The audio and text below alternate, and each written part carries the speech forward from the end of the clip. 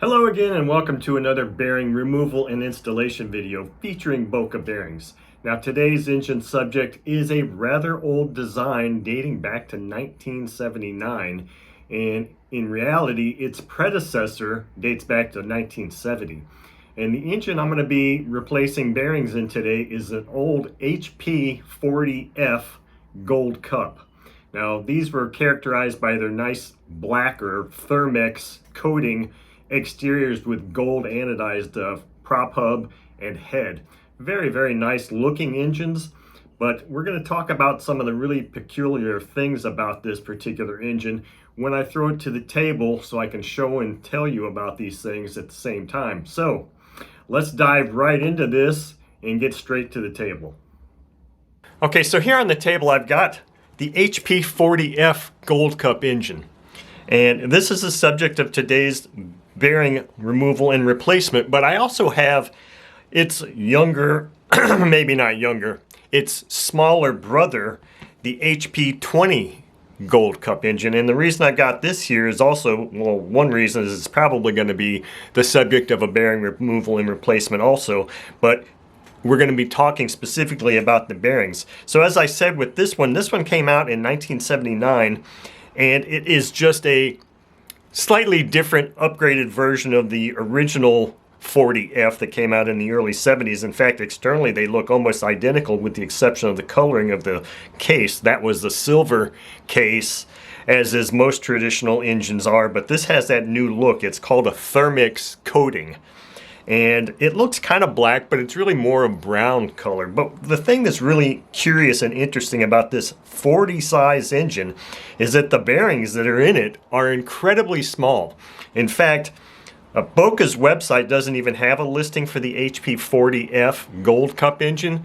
So I was doing some research, looking at some review articles, and chose to just go ahead and buy the bearing set that they have listed for the Silver Star, HP Silver Star 40, which I believe might be what the initial one predecessor to this was called, even though in the review article it's just called a 40F and not the Silver Star. I don't recall seeing Silver Star as part of the terminology.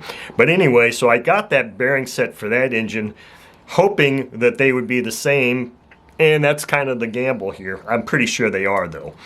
But you can see this, for a 40 size engine, has a very small front bearing, and that's why I have this 20, half the displacement. But if you can look at the differences here, the 20 size engine actually has a much larger front bearing, and probably it might even have a larger rear bearing. I'm not entirely certain about that, but it definitely has a much larger front bearing. I think it's probably easier to see it that way. So that is the subject of today's bearing removal and replacement video. So what I'm going to do now is I'm going to go ahead and disassemble most of this engine to at least take the front drive hub off here. And as you can see, this is a two-piece crankcase setup. So really all I have to do is just take this front housing off and access both bearings. So let me go ahead and get this engine prepped for bearing removal. Okay, so I've got just the front housing taken off of this engine, and the funny thing is I've got the prop hub and the tapered collet also. The funny thing with this dark Thermix coating is it's very difficult to tell if there was a gasket on here or not, and I'm still not entirely sure if there was. I guess we'll just have to wait and see if it leaks when I put it back together and run it, because honestly I don't see that there's a gasket on here. So anyway, I'm probably not going to do too much with this upper half. The engine looks like it's in pretty good shape, so I'm just going to set that off to the side for now, and we'll focus on this front housing. Now, the one thing I thought was very curious about this front housing is when I pulled that tapered collet off in there, you can see that this is just an open case, open front bearing. And I'm assuming that it's open on the other side also. But look at the size. This is, for a 40 size engine, this is really more like a 20 size engine. In fact, this kit number of bearings that came with this, if you go to the also fits, you'll see 19 size and 25 size engines that this kit bearing, these fit. So I'm going to go ahead and put my glove on here. And I don't have any kind of penetrating oil or anything in here to heat to help pull these bearings out, so I'm hoping that just heat will be enough to get this out.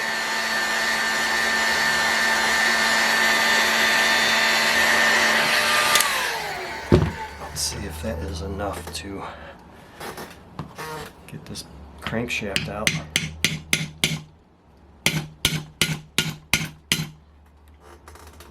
Looks like it might be coming out, but it's not coming out super easily, that's for sure. Maybe I should have put a little oil on there. And it doesn't look like the bearing is coming out with it either. Which is not a fun scenario. You can see here that thing is really tight in there. So this is an instance where I probably should have put a little bit of oil on this thing. Okay, so here's our crankshaft. Boy, does that thing look rough. That crankshaft looks really rough, and here's our inner bearing. So let's see how successful I'm going to be in just getting this rear bearing out now. I may have to employ another tool. Or some oil. Front bearing's coming out. Okay, so oh boy, look at that. That is a tiny front bearing. I believe it's an R4. And it is open on both sides. So that's very curious. So let's see if there is any kind of a, well, I don't feel, it doesn't look like there's any kind of a lip in there. This is going to be really interesting to see if Boca has a chuck that's going to allow me to get this bearing out, because at this moment I'm not entirely sure how I'm going to get this bearing out other than oil it up and heat it. But even then, I don't know, because I have to check my kit and see if they've got a smaller chuck, because this one is definitely not going to do it. So let me pause right here and see what I'm going to have to do to try to get this bearing to come out. Okay, so fortunately, Boca does have a smaller puller chuck here, the smallest one in this form factor, and it will allow me to get in here. So I'm just going to have to get this thing set up, and then I am going to put some oil on it, and I am going to heat it up. I'm done playing around here. I know that just fell off, but I got to get my wrench set up here. Okay, so let's get this back on here.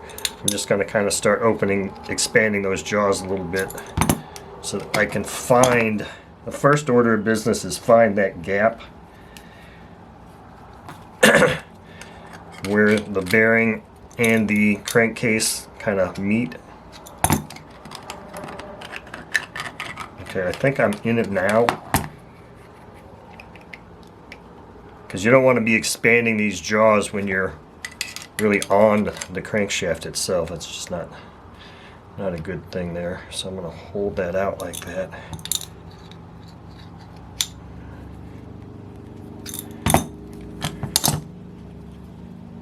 And hopefully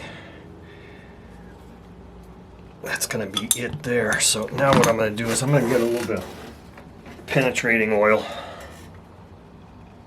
kind of slather it along here. I don't think I need to put any in there. So I think I'm in the right spot there. Now I have to find the drive I'm going to use to push this thing out. Okay, so let me grab my glove and really start heating this thing up now.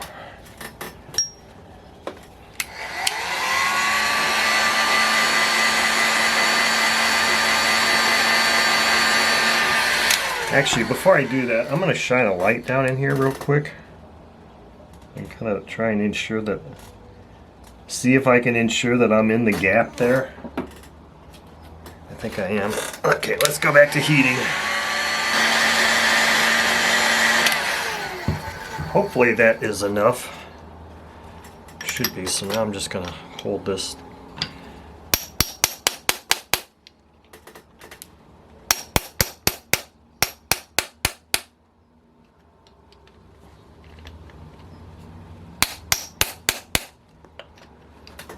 not seeing any kind of movement happening here on this bearing at all.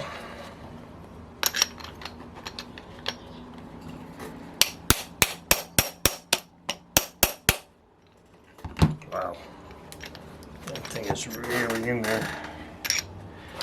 May have to do a lot more heating here.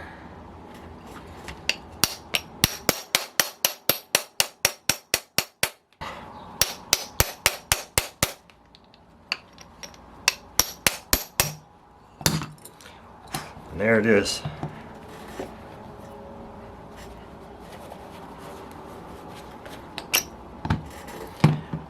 Really, really warm. Okay, so finally, at long last, we got that bearing out. So as you can see, the method of pulling it out here is you have to get that, and it's really hot, I can't really touch it too well. You have to get these lips on the end of the expansion jaw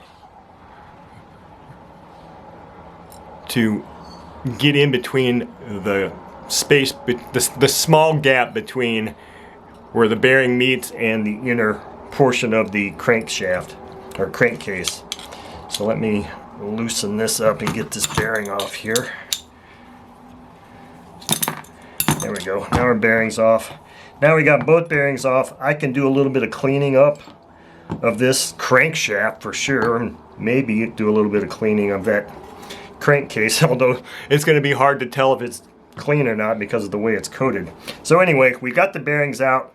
Next step will be install and verify that that new bearing set is actually the correct one for this engine.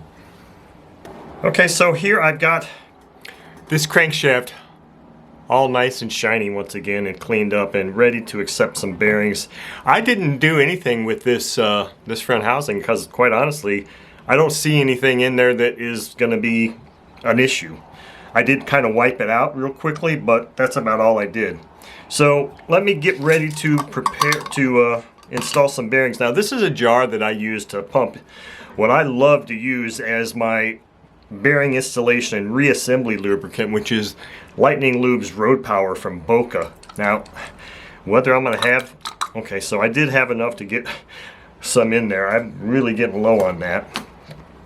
So what I'm going to do here is we're going to look at these original bearings, and I'm going to take a look at this kit number of the bearings that I ordered, and because they were for the HP Silver Star 40, and looking at the review articles of this engine and that one, they basically made it sound like it was just minor differences in the engine. So I took the chance on ordering ENK-042, which is the kit for that Silver Star. Now, if these fit, then I'll see if Boca will add the HP 40F Gold Cup to that listing so that nobody else will have to try to make these guesses.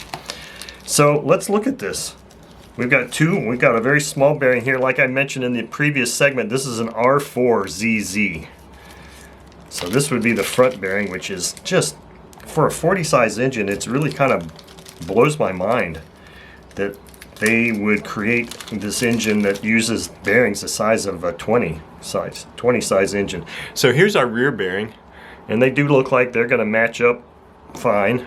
We can do a kind of a quickie. Yeah, that should work. Hopefully it's going to slide right over there easily. And the front bearing looks like it's a match also. So both of these bearings are open on both sides. However, I'm only going to remove the shield on one side of the front bearing just because I prefer that the front bearing have at least one shield or seal on it. And being that this is a smaller bearing, it's a little bit more challenging to get this shield out of here. Okay, there we go. Okay, so I got that shield out. Now on this one, I'm going to have to remove both shields.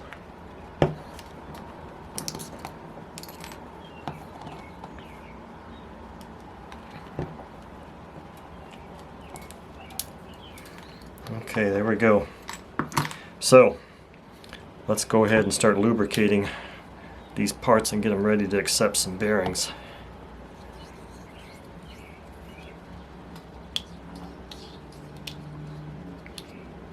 Now this bearing was recessed a little bit, so it's going to take a little bit more to get that front bearing in there which means I'm probably going to have to maybe actually use the drive hub. So let's see about, this bearing is going to just want to slip on this crankshaft. It's going to be tough sometimes to just slide right on.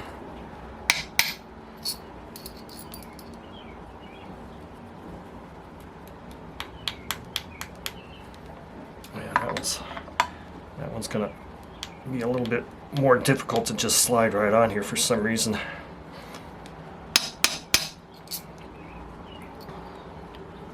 I wonder if this old bearing was willing to do that, or if that's the reason why it came off inside there. Yeah, that's just a tough bearing to get over this crankshaft.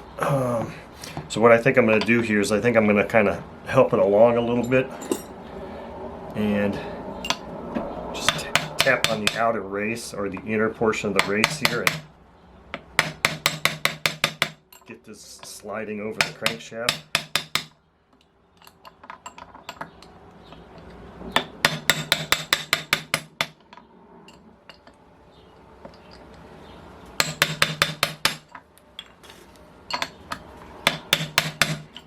There we go.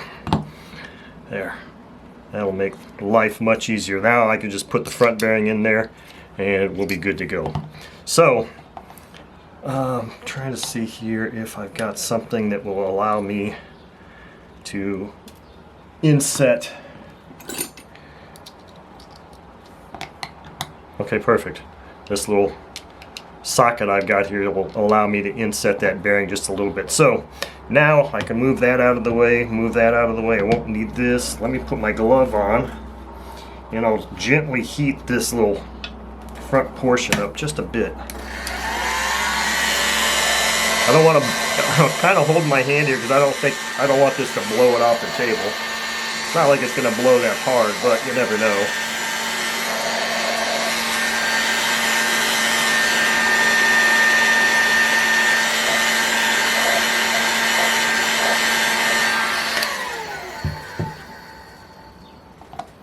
Okay, let's see here.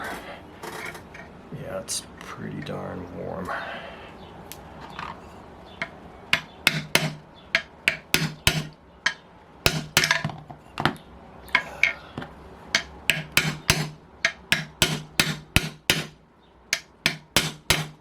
Okay, now I believe, like I said, that this was inset just a little bit.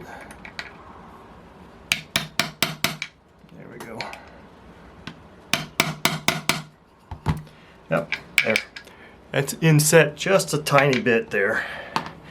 And now, oh, this thing is still really, really warm. Oh, wow, that's really warm. We can seat this rear bearing. And that's all there is to it. Now this thing can be reassembled and be run for the first time by me, at least. And we'll reassemble that and get it going.